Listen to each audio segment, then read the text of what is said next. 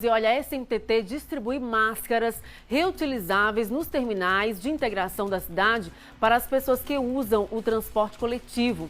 Então, ao vivo, a gente volta a chamar a nossa repórter Sara Medeiros novamente, que vai trazer mais informações, então, sobre essa distribuição de máscaras reutilizáveis. É isso, Sara? Pois é, Tamires, é isso, é mais uma ação, né, da SMTT para estimular as pessoas, né, a utilizarem as máscaras. E até uma boa notícia, viu, Tamires, porque a gente sempre, quando está fazendo essas reportagens, a gente acaba flagrando um ou outro sem utilizar a máscara direito. E olha que nessa manhã a gente aqui observando uma boa notícia para a gente dar, que a gente percebe que o comportamento das pessoas realmente tem mudado. Não vi ninguém utilizando a máscara de forma errada, né? Todo mundo com sua máscara no rosto certinho. A gente está aqui com o Renato Teles, que é o superintendente da SMTT, que vai falar um pouquinho mais para a gente sobre essa ação. Bom dia, Renato. É mais um estímulo, né, para que as pessoas realmente utilizem a máscara, porque a gente sabe que realmente é uma proteção fundamental para que a gente evite a contaminação do coronavírus. Exatamente, é mais uma ação da Prefeitura de Aracaju, através da SMTT, de minimizar a pandemia na nossa cidade. O uso de máscara continua sendo muito importante. Apesar da notícia muito positiva do avanço da vacinação, ontem recorde de vacinação no único dia, cerca de 30% da população já vacinando com a primeira dose, o uso de máscaras, inclusive para a população vacinada, é fundamental. E aqui, uma programação que começa hoje, todos os dias, um terminal diferente, a oferta gratuita de máscara e levando a mensagem da importância do uso contínuo da máscara. E a gente percebe que além da máscara é o álcool em gel, né? É também a aferição da temperatura que vocês estão realizando e aquela conversa mesmo, né? De conscientizar, né? Usar máscara, evitar pegar o ônibus quando ele está muito cheio. Perfeito. A oferta de máscara começa a ser retomada no dia de hoje, se somar com diversas ações que já acontecem no transporte público.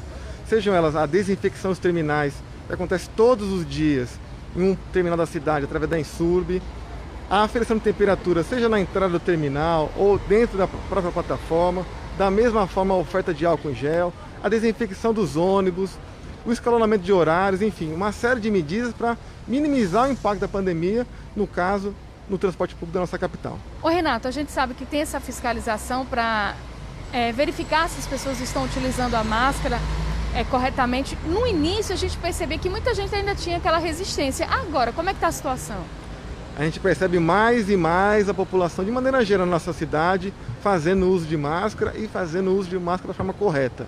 É muito raro nos terminais, mesmo no ônibus, você vê uma população, por exemplo, fazendo uso do transporte público sem uso de máscara. Então, não é apenas uma oferta, uma entrega de uma máscara, também sensibilizar da importância com o próximo, consigo mesmo, evitar a contaminação através do uso de máscara. Insisto, mesmo que você já tenha sido vacinado, é muito importante o uso da máscara, porque a pandemia ainda não acabou. Nós estamos vencendo essa guerra dia a dia, mas ela ainda não acabou. Então o uso de máscara continua sendo muito importante. Renato, a Tamires lá no estúdio, ela tem uma pergunta aqui para fazer. Tamires. Exatamente, Sara. Excelente essa iniciativa, é importante que essa iniciativa seja constante. A gente quer perguntar o seguinte, em relação ao que foi estabelecido pelo Ministério Público Federal e o Ministério Público do Trabalho, em relação a manter as pessoas dentro dos ônibus na mesma quantidade do número de assentos.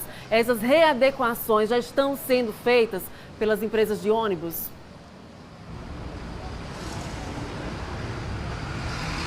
A Tamires está lembrando, Renato, que a gente sabe que houve uma determinação do Ministério Público Federal do Trabalho com relação à readequação do número de pessoas, a capacidade, né, dentro dos ônibus, né, que foi estabelecido ali naquela determinação que 50% da capacidade do ônibus, que equivale às pessoas sentadas, se já está havendo essa readequação, se esse fluxo está sendo seguido. Veja, determinação da Justiça a gente respeita, procura cumprir. Agora, de fato, é uma determinação que já teve iniciativas em outras cidades do nosso país de difícil cumprimento.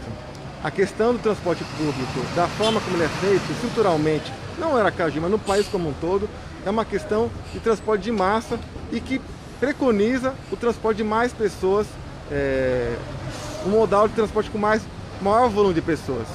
O que a gente procura fazer é orientar, sensibilizar.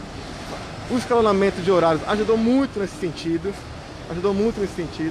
A organização das filas, incentivar medidas de higienização, como essa que eu citei agora há pouco, higienização dos terminais, dos ônibus e sensibilizar a população.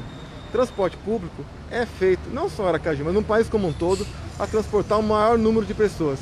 E não existe um modal, insisto, em nenhuma cidade do país com capacidade de transportar o volume de pessoas que o transporte público, os ônibus, transportam. Renato, muito obrigada pela entrevista, parabéns pela iniciativa da SNTT de continuar, né, Tamires, com essas ações de conscientização das pessoas com relação ao uso da máscara, distanciamento, limpeza das mãos com álcool em gel. Tamires. Importante demais, Sara, essas ações. Muito obrigada, Sara Medeiros, pelas informações. Importante reforçar, minha gente, o uso da máscara.